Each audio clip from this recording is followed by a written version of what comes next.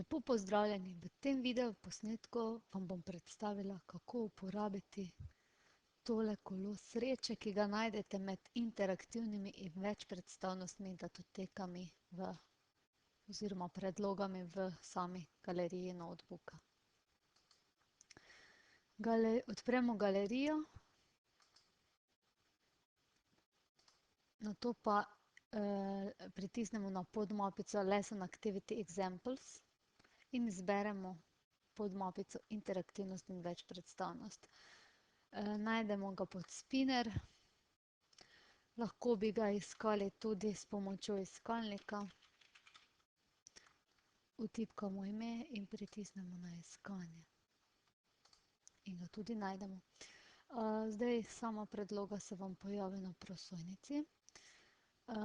Dejansko sam Spinner oziroma kolo sreče vam nič ne pomeni, če ga ne uredite. Pritisnem torej na tole ikono za nastavitve, nato pa lahko po segmentih dodam besedilo.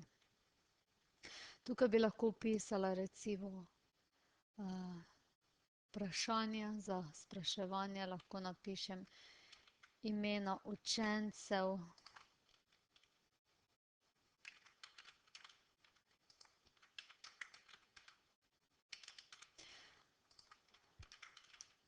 Lahko dodam tudi segmente in še nato dodam tudi seveda več imen.